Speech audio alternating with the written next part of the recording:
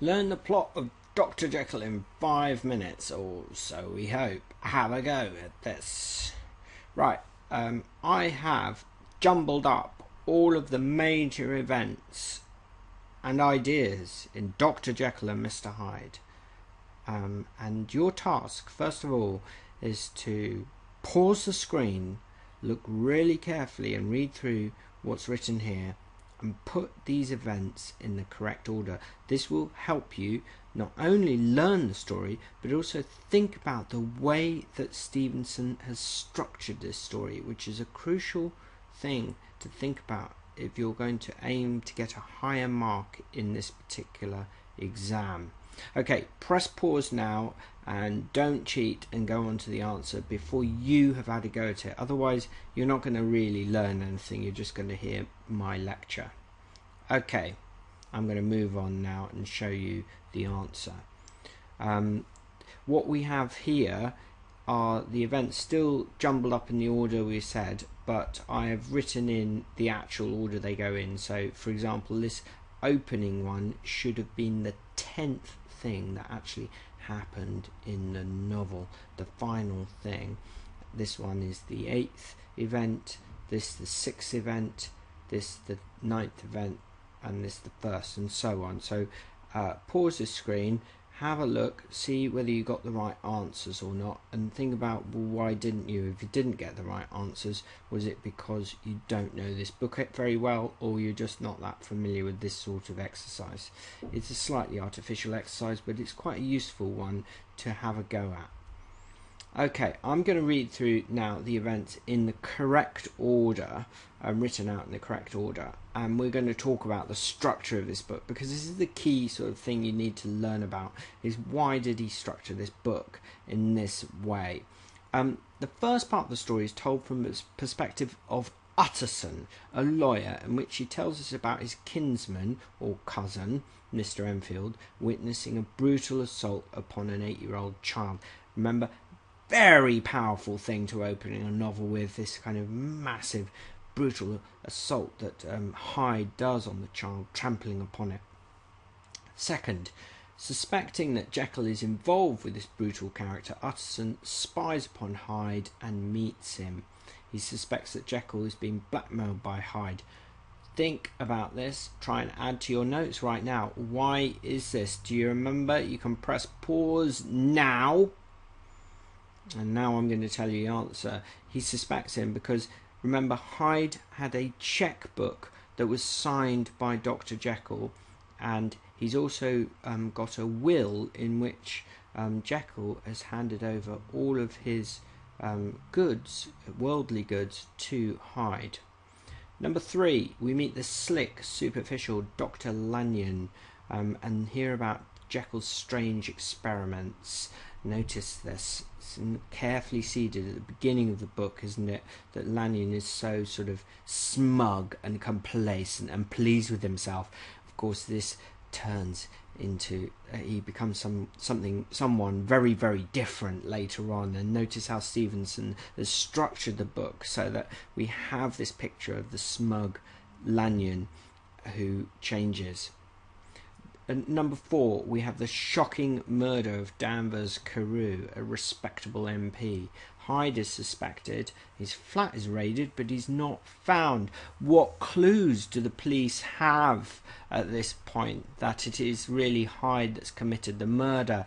Press pause now if you don't want to know the answer, and you can write it down for yourself or listen to me say it. I mean, they have a major clue in the walking stick, don't they? Remember, they found the broken walking stick of Dr. Jekyll, actually, by Danvers Carew, and then they find that in the flat of Hyde.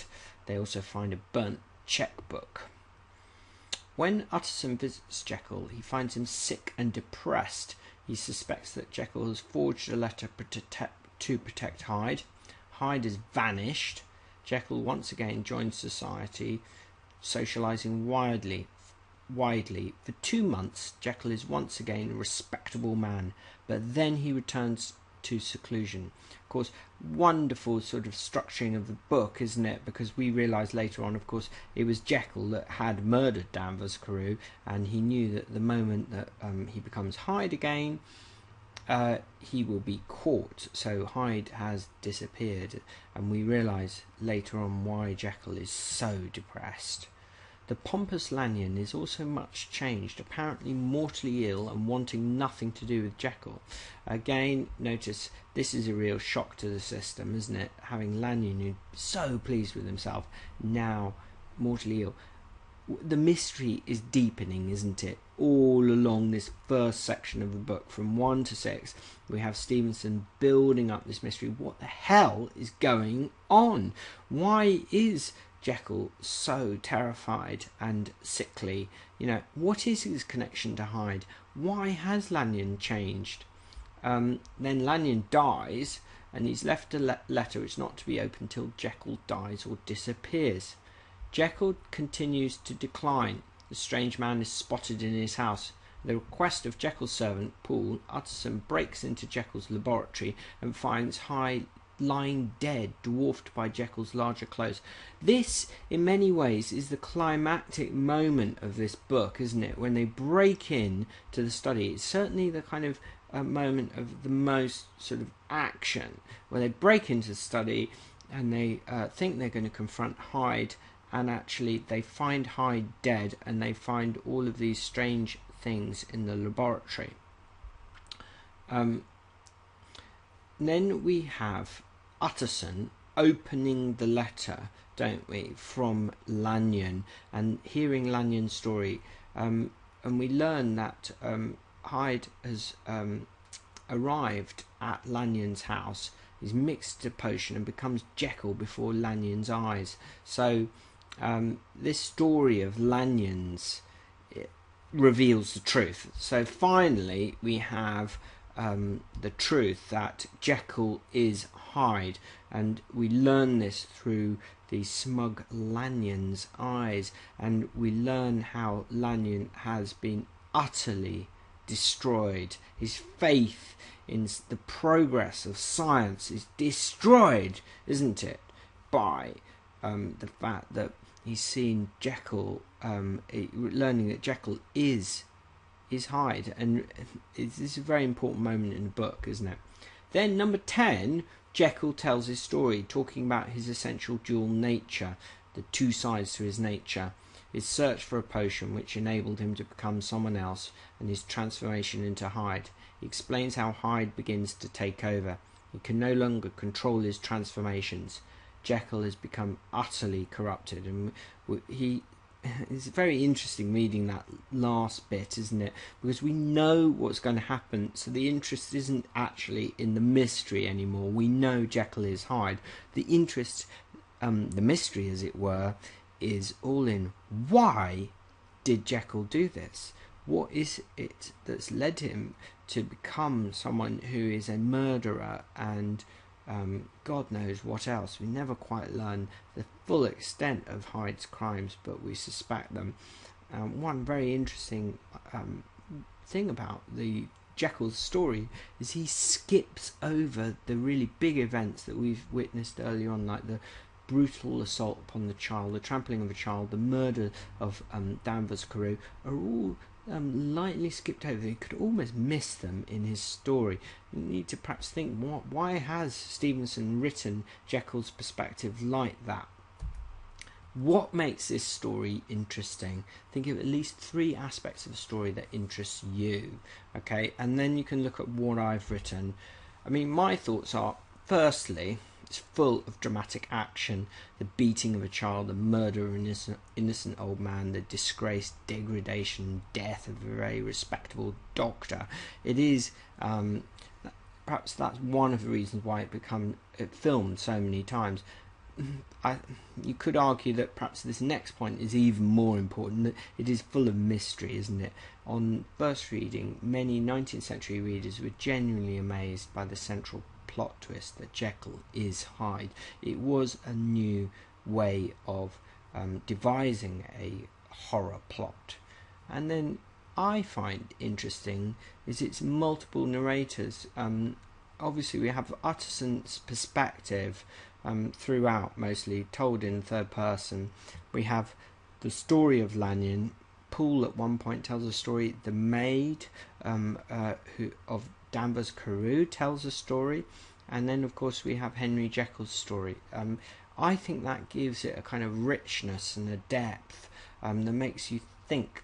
I also find it really interesting that actually this book doesn't interest readers because it has sympathetic characters. We never really warm to Jekyll or Utterson or anyone in this story.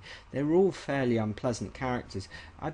So you compare it with a book like Of Mice and Men, where we fall in love in a way, don't we, with Lenny and George? But that's certainly not the case here.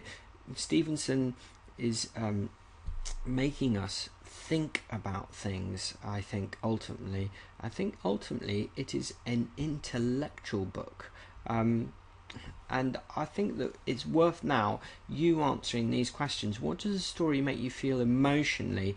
I mean, personally for me, I don't engage with the characters on a kind of deep emotional level, but I certainly feel a sense of horror in the book and a sense of disgust at what Jekyll is doing. Even now, what he's doing is disgusting, isn't it? And you read his story in the way he skips over the murder of Danvers Carew, or the assault on the girl, and you actually feel fairly disgusted with his behaviour, I think. Next point. What does it make you see in your mind? The imagery in this book. It is full of powerful imagery. The smoky, foggy streets of London at midnight. The transformation of Hyde into Jekyll. The various kind of assaults and murders.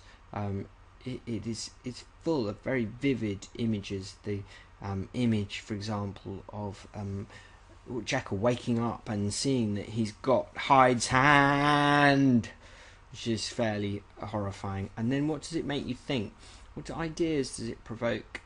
I think ultimately that's its interest, isn't it? It's an intellectual book. It's making you think about the duality of man, the good and the bad, the devil and the godhead of man, the repression of desire and the outburst of desire that happens, violence and peace. It's full of these sort of ideas, isn't it? That's why it's provoked so much discussion over the years by various literary critics.